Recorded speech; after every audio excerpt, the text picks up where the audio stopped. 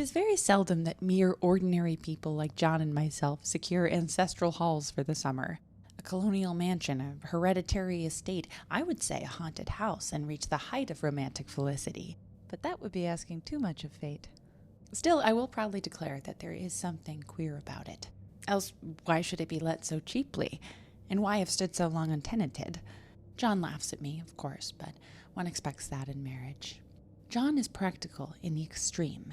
He has no patience with faith, an intense horror of superstition, and he scoffs openly at any talk of things not to be felt and seen and put down in figures. John is a physician, and perhaps, I would not say it to a living soul, of course, but this is dead paper and a great relief to my mind, perhaps that is one reason I do not get well faster. You see, he does not believe I am sick. And what can one do? If a physician of high standing and one's own husband assures friends and relatives that there is really nothing the matter with one but temporary nervous depression, a slight hysterical tendency, what is one to do? My brother is also a physician and also of high standing, and he says the same thing. So I take phosphates or phosphites, whichever it is, and tonics and journeys and air and exercise, and am absolutely forbidden to work until I am well again. Personally, I disagree with their ideas. Personally, I believe that congenial work with excitement and change would do me good. But what is one to do? I did write for a while in spite of them, but it does exhaust me a good deal, having to be so sly about it or else meet with heavy opposition. I sometimes fancy that in my condition, if I had less opposition and more society and stimulus, but John says the very worst thing I can do is to think about my condition, and I confess it always makes me feel bad. So I will let it alone and talk about the house. The most beautiful place. It is quite alone, standing well back from the road, quite 3 miles from the village. It makes me think of English places that you read about, for there are hedges and walls and gates that lock and lots of separate little houses for the gardeners and people. There is a delicious garden. I never saw such a garden, large and shady, full of box-bordered paths, and lined with long grape-covered arbors with seats under them. There were greenhouses too, but they are all broken now. There was some legal trouble, I believe, something about the heirs and co-heirs. Anyhow, the place has been empty for years. That spoils my ghostliness, I am afraid, but I don't care. There is something strange about the house. I can feel it. I even said so to John one moonlight evening, but he said what I felt was a drought and shut the window. I get unreasonably angry with John sometimes. I'm sure I never used to be so sensitive. I think it is due to this nervous condition. But John says if I feel so, I shall neglect proper self-control. So I take pains to control myself, before him at least, and that makes me very tired. I don't like our room a bit.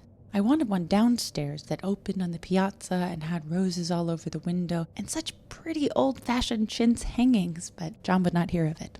He said there was only one window and not room for 2 beds, and no near room for him if he took another. He is very careful and loving and hardly lets me stir without special direction. I have a scheduled prescription for each hour in the day. He takes all care for me, and so I feel basely ungrateful not to value it more. He said we came here solely on my account, that I was to have perfect rest and all the air I could get. Your exercise depends on your strength, my dear, said he, and your food somewhat on your appetite, but air you can absorb all the time. So we took the nursery at the top of the house. It is a big, airy room, the whole floor nearly, with windows that look all ways and air and sunshine galore. It was nursery first, and then playground and gymnasium, I should judge, for the windows are barred for little children, and there are rings and things in the walls. The paint and paper look as if a boys' school had used it. It is stripped off, the paper, in great patches all around the head of my bed, about as far as I can reach, and in a great place on the other side of the room, low down. I never saw a worse paper in my life. One of those sprawling, flamboyant patterns, committing every artistic sin. It is dull enough to confuse the eye in following, pronounced enough to constantly irritate and provoke study, and when you follow the lame, uncertain curves for a little distance, they suddenly commit suicide. plunge off at outrageous angles, destroy themselves in unheard of contradictions. The color is repellent, almost revolting, a smoldering, unclean yellow, strangely faded by the slow-turning sunlight. It is a dull yet lurid orange in some places, a sickly sulfur tint in others. No wonder the children hated it. I should hate it myself if I had to live in this room long. Oh, there comes John, and I must put this away. He hates to have me write a word.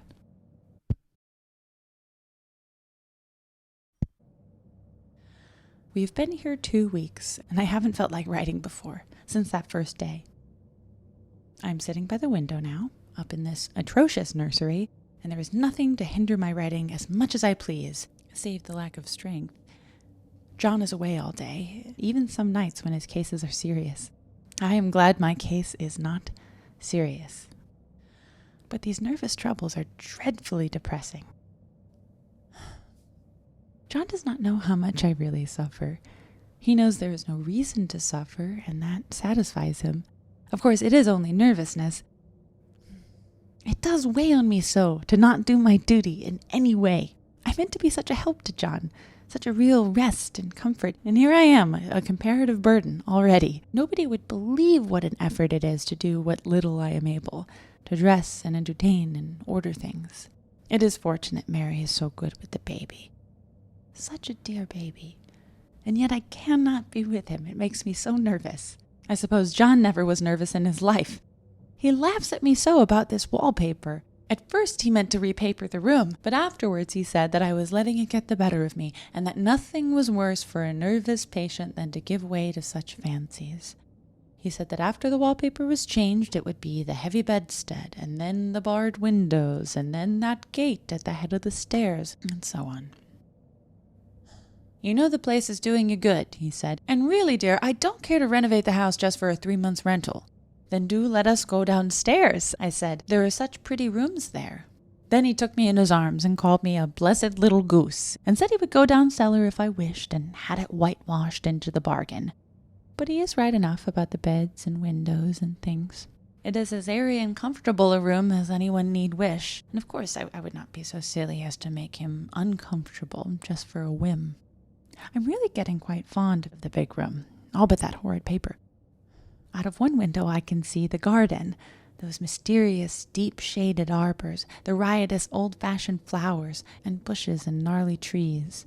Out of another I get a lovely view of the bay and a little private wharf belonging to the estate. There's a beautiful shaded lane that runs down there from the house. I always fancy I see people walking in these numerous paths and arbors, but John has cautioned me not to give way to fancy in the least. He says that with my imaginative power and habit of story-making, a nervous weakness like mine is sure to lead to all manner of excited fancies, and that I ought to use my will and good sense to check the tendency. So I try. I think sometimes that if I were only well enough to write a little, it would relieve the press of ideas and rest me. But I find I get pretty tired when I try. It is so discouraging not to have any advice and companionship about my work.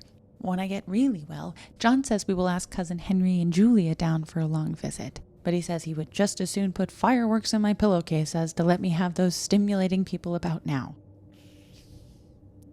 I wish I could get well faster, but I must not think about that. This paper looks to me as if it knew what a vicious influence it had. There is a recurrent spot where the pattern lolls like a broken neck and 2 bulbous eyes stare at you upside down. I get positively angry with the impertinence of it and the everlastingness. Up and down and sideways they crawl, and those absurd, unblinking eyes are everywhere. There's one place where 2 breadths didn't match, and the eyes go all up and down the line, one a little higher than the other. I never saw so much expression in an inanimate thing before, and we all know how much expression they have.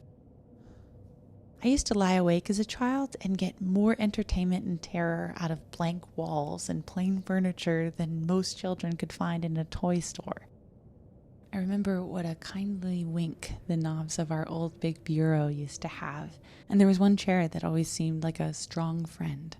I used to feel that if any of the other things looked too fierce, I could always hop into that chair and be safe. The furniture in this room is no worse than inharmonious, however, for we had to bring it all from downstairs. I suppose when this was used as a playroom, they had to take the nursery things out, and no wonder. I never saw such ravages as the children have made here. The wallpaper, as I said before, is torn off in spots, and it sticketh closer than a brother. They must have had perseverance as well as hatred. And the floor is scratched and gouged and splintered. The plaster itself is dug out here and there. And this great heavy bed, which is all we found in the room, looks as if it had been through the wars. But I don't mind it a bit. Only the paper. There comes John's sister. Such a dear girl as she is, and so careful of me. I must not let her find me writing. She is a perfect and enthusiastic housekeeper and hopes for no better profession. I verily believe she thinks it is the writing which makes me sick. But I can write when she is out, and see her a long way off from these windows. There is one that commands the road, a lovely, shaded, winding road, and one that looks just off over the country. A lovely country, too, full of great elms and velvet meadows. This wallpaper has a kind of sub-pattern in a different shade, a particularly irritating one, for you can only see it in certain lights, and not clearly then. But in the places where it isn't faded, and where the sun is just so, I can see a strange, provoking, formless sort of figure that seems to sulk about behind the silly and conspicuous front design. Oh, there's Sister on the stairs.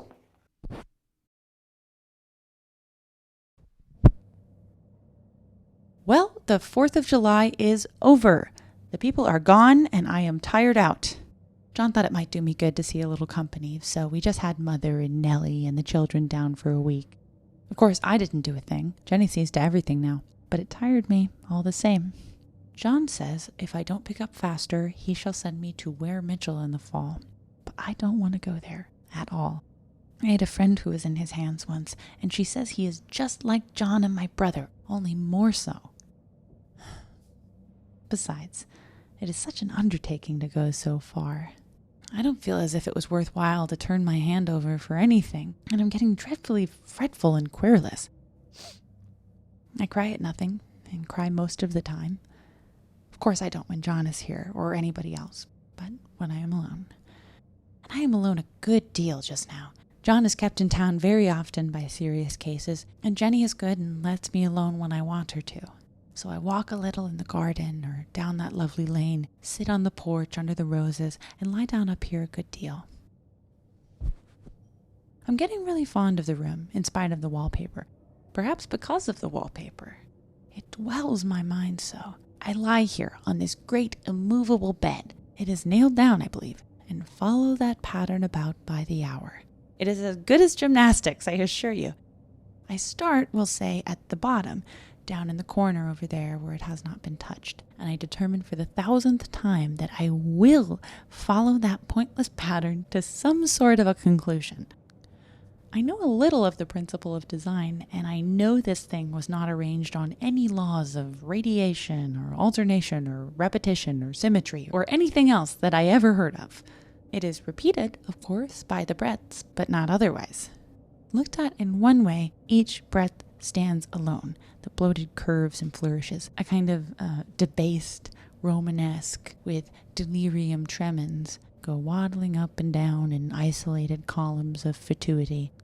But on the other hand, they connect diagonally, and the sprawling outlines run off in great slanting waves of optic horror, like a lot of wallowing seaweeds in full chase. The whole thing goes horizontally, too. At least it seems so, and I exhaust myself in trying to distinguish the order of its going in that direction. They have used a horizontal breadth for a frieze, and that adds wonderfully to the confusion.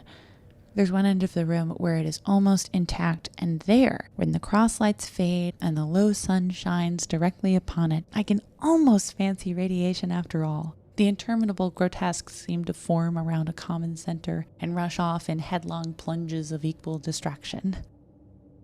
It makes me tired to follow it. I'll take a nap, I guess.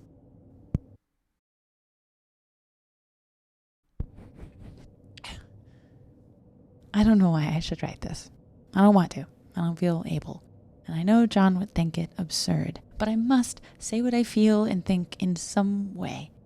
It is such a relief. But the effort is getting to be greater than the relief. Half the time now I'm awfully lazy and lie down ever so much. John says I mustn't lose my strength and has me take cod liver oil and lots of tonics and things, to say nothing of the ale and wine and rare meat. Dear John, he loves me very dearly and hates to have me sick.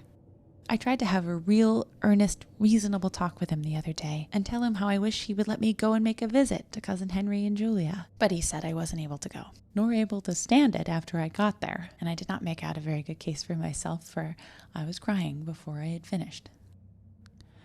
It is getting to be a great effort for me to think straight. Just this nervous weakness, I suppose. And dear John gathered me up in his arms and just carried me upstairs and laid me on the bed and sat by me and read to me till it tired my head. He said I was his darling and his comfort and all he had, and that I must take care of myself for his sake and keep well. He says no one but myself can help me out of it, that I must use my will and self-control and not let any silly fancies run away with me. There's one comfort. The baby is well and happy, and does not have to occupy this nursery with the horrid wallpaper. If we had not used it, that blessed child would have. What a fortunate escape. Why, I wouldn't have a child of mine, an impressionable little thing, live in such a room for worlds. I never thought of it before, but it is lucky that John kept me here after all. I could stand it so much easier than a baby, you see. Of course, I never mention it to them anymore. I'm too wise. But I keep watch of it all the same. There are things in that paper that nobody knows but me, or ever will. Behind that outside pattern, the dim shapes get clearer every day. It is always the same shape, only very numerous. And it is like a woman stooping down and creeping about behind that pattern. I don't like it a bit. I begin to think, I wish John would take me away from here. It is so hard to talk with John about my case, because he is so wise and because he loves me so. But I tried it last night. It was moonlight. The moon shines in all around, just as the sun does. I hate to see it sometimes. It creeps so slowly and always comes in by one window or another. John was asleep, and I hated to waken him, so I kept still and watched the moonlight on that undulating wallpaper till I felt creepy. The faint figure behind seemed to shake the pattern, just as if she wanted to get out. I got up softly and went to feel and see if the paper did move. And when I came back, John was awake. "What is it, little girl?" he said. "Don't go walking about like that. You'll get cold." I thought it was a good time to talk, so I told him that I really was not gaining here and that I wished he would take me away. "Why, darling," said he, "our lease will be up in 3 weeks, and I can't see how to leave before. The repairs are not done at home, and I cannot possibly leave town just now. Of course, if you were in any danger, I could and would, but you really are better, dear, whether you can see it or not. I am a doctor, dear, and I know. You are gaining flesh and color. Your appetite is better. I feel really much easier about you." "I don't weigh a bit more," said I, "nor as much. And my appetite may be better in the evening when you are here, but it is worse in the morning when you are away." "Bless her little heart," said he with a big hug. "She shall be as sick as she pleases. But now let's improve the shining hours by going to sleep and talk about it in the morning. And you won't go away?" I asked gloomily. "Why, how can I, dear? It is only 3 weeks more, and then we will take a nice little trip of a few days while Jenny is getting the house ready. Really, dear, you are better." "Better in my body, perhaps," I began, and stopped short, for he sat up straight and looked at me with such a stern, reproachful look that I could not say another word. "My darling," said he, "I beg of you, for my sake and for our child's sake, as well as for your own, that you will never for one instant let that idea enter your mind. There is nothing so dangerous, so fascinating to a temperament like yours. It is a false and foolish fancy. Can you not trust me as a physician when I tell you so?" So of course I said no more on that score, and we went to sleep before long. He thought I was asleep first, but I wasn't. I lay there for hours trying to decide whether that front pattern and the back pattern really did move together or separately. On a pattern like this, by daylight, there is a lack of sequence, a defiance of law that is a constant irritant to a normal mind. The color is hideous enough and unreliable enough and infuriating enough, but the pattern is torturing. You think you have mastered it, but just as you get well underway in following, it turns a back somersault, and there you are. It slaps you in the face, knocks you down, and tramples upon you. It is like a bad dream. The outside pattern is a florid arabesque, reminding one of a fungus. If you can imagine a toadstool in joints, an interminable string of toadstools budding and sprouting in endless convolutions, why, that is something like it. That is, sometimes. There is one marked peculiarity about this paper, a thing no one seems to notice but myself, and that is that it changes as the light changes. When the sun shoots in through the east window, I always watch for that first long straight ray. It changes so quickly that I never can quite believe it. That is why I watch it always.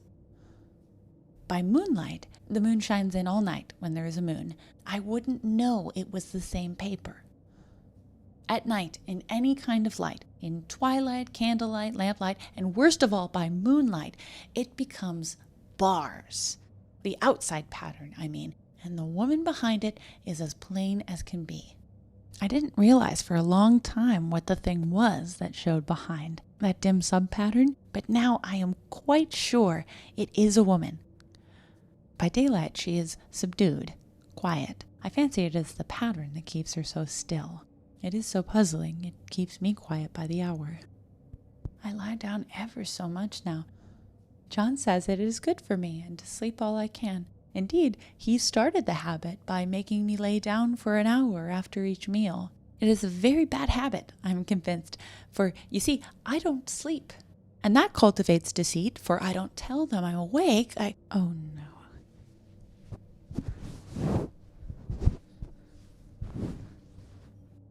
The fact is, I am getting a little afraid of John. He seems very queer sometimes, and even Jenny has an inexplicable look. It strikes me occasionally, just as a scientific hypothesis, that perhaps it is the paper. I've watched John when he did not know I was looking, and come into the room suddenly on the most innocent excuses, and I've caught him several times looking at the paper. And Jenny too. I caught Jenny with her hand on it once. She didn't know I was in the room, and when I asked her in a very quiet voice, with the most restrained manner possible, what she was doing with the paper, she turned around as if she had been caught stealing, and looked quite angry, asked me why I should frighten her so. Then she said the paper stained everything it touched, that she had found yellow smooches on all my clothes and John's, and she wished we would be more careful. Did that not sound innocent? But I know she was studying that pattern, and I am determined that nobody shall find out but myself. Life is very much more exciting now than it used to be. You see, I have something more to expect, to look forward to watch. I really do eat better, and am more quiet than I was. John is so pleased to see me improve. He laughed a little the other day and said I seemed to be flourishing in spite of my wallpaper. I turned it off with a laugh. He would make fun of me. He might even want to take me away. I don't want to leave now until I have found it out. There's a week more, and I think that will be enough. I'm feeling ever so much better. I don't sleep much at night, for it is so interesting to watch developments, but I sleep a good deal in the daytime. In the daytime, it is tiresome and perplexing. There are always new shoots on the fungus and new shades of yellow all over it. I cannot keep count of them, though I have tried conscientiously. It is the strangest yellow, that wallpaper. It makes me think of all the yellow things I ever saw. Not beautiful ones like buttercups, but old, foul, bad yellow things. But there is something else about that paper, the smell. I noticed it the moment we came into the room, but with so much air and sun it was not bad. Now we have had a week of fog and rain, and whether the windows are open or not, the smell is here. It creeps all over the house. I find it hovering in the dining room, skulking in the parlor, hiding in the hall, lying in wait for me on the stairs. It gets into my hair. Even when I go to ride, if I turn my head suddenly and surprise it, there is that smell. Such a peculiar odor, too. I have spent hours in trying to analyze it, to find out what it smelled like. It is not bad at first, and very gentle, but quite the subtlest, most enduring odor I ever met. In this damp weather, it is awful. I wake up in the night and find it hanging over me. It used to disturb me at first. I thought seriously of burning the house to reach the smell. But now I am used to it. The only thing I can think of that it is like is the color of the wallpaper. A yellow smell.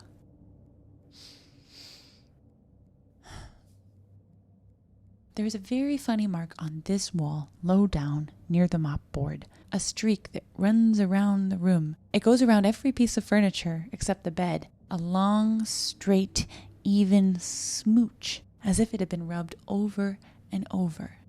I wonder how it was done, and who did it, and what they did it for. Round and round and round. Round and round and round. It makes me dizzy. I really have discovered something at last. Through watching so much at night, when it changes so, I have finally found out the front pattern does move. And no wonder, the woman behind shakes it. Sometimes I think there are a great many women behind, and sometimes only one. And she crawls around fast, and her crawling shakes it all over. Then, in the very bright spots, she keeps still. And in the very shady spots, she just takes hold of the bars and shakes them hard. And she is all the time trying to climb through. But nobody could climb through that pattern. It strangles so. I think that is why it has so many heads. If those heads were covered or taken off, it would not be half so bad. I think that woman gets out in the daytime. And I'll tell you why. Privately, I've seen her. I can see her out of every one of my windows. It is the same woman, I know, for she is always creeping, and most women do not creep by daylight. I see her on that long shaded lane, creeping up and down. I see her in those dark grape arbors, creeping all around the garden. I see her on that long road under the trees, creeping along, and when a carriage comes, she hides under the blackberry vines. I don't blame her a bit. It must be very humiliating to be caught creeping by daylight. I always lock the door when I creep by daylight. I can't do it at night, for I know John would suspect something at once, and John is so queer now that I don't want to irritate him. I wish he would take another room. Besides, I don't want anybody to get that woman out at night but myself. I often wonder if I could see her out of all the windows at once. But turn as fast as I can only see out of one at one time. And though I always see her, she may be able to creep faster than I can turn. I have watched her sometimes away off in the open country, creeping as fast as a cloud shadow in a high wind. If only that top pattern could be gotten off from the under one. I mean to try it, little by little. I have found out another funny thing, but I shan't tell it this time. It does not do to trust people too much. There are only 2 more days to get this paper off, and I believe John is beginning to notice. I don't like the look in his eyes, and I heard him ask Jenny a lot of professional questions about me. She had a very good report to give. She said, I sleep a good deal in the daytime. John knows I don't sleep very well at night, for all I'm so quiet. He asked me all sorts of questions, too, and pretended to be very loving and kind, as if I couldn't see through him. Still, I don't wonder he acts so, sleeping under this paper for 3 months. It only interests me, but I feel sure John and Jenny are secretly affected by it.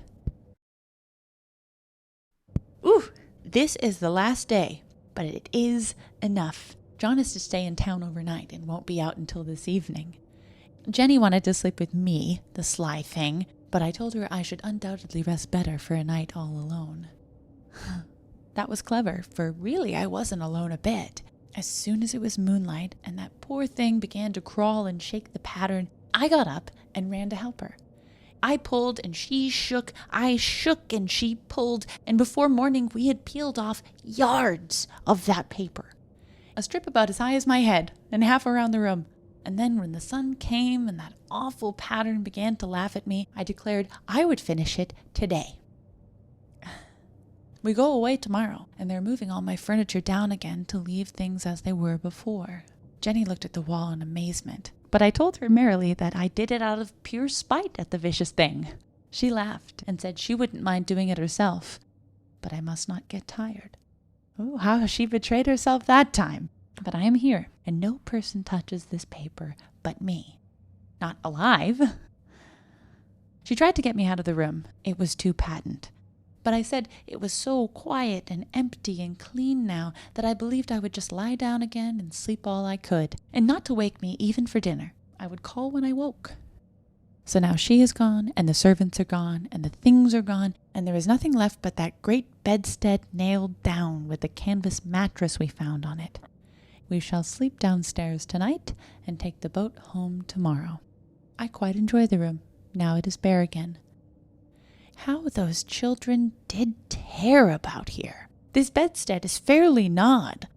But I must get to work. I have locked the door and thrown the keys down into the front path.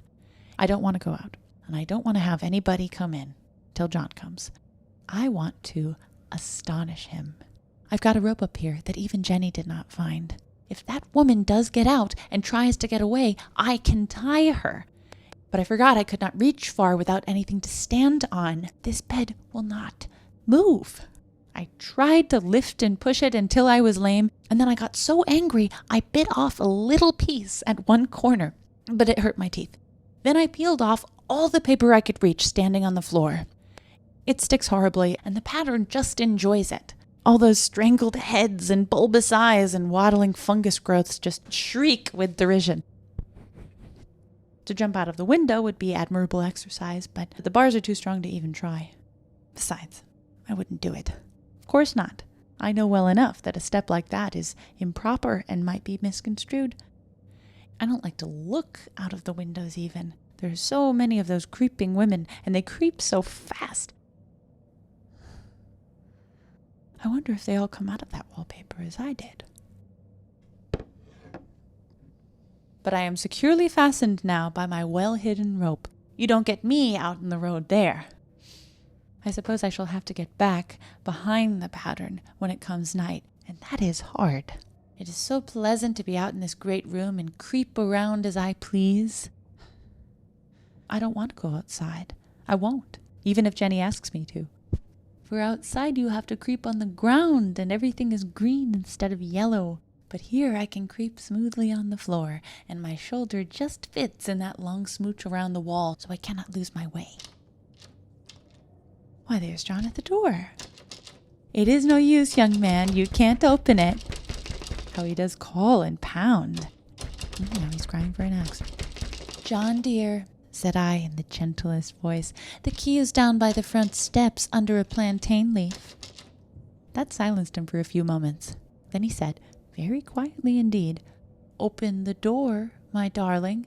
"I can't," said I. "The key is down by the front door under a plantain leaf." And then I said it again, several times, very gently and slowly, and said it so often that he had to go and see. And he got it, of course, and came in. He stopped short by the door. "What is the matter?" he cried. "For God's sake, what are you doing?" I kept on creeping just the same, but I looked at him over my shoulder. "I've got out at last," said I, "in spite of you and Jane, and I've pulled off most of the paper, so you can't put me back." Now why should that man have fainted? But he did, and right across my path by the wall, so I had to creep over him every time.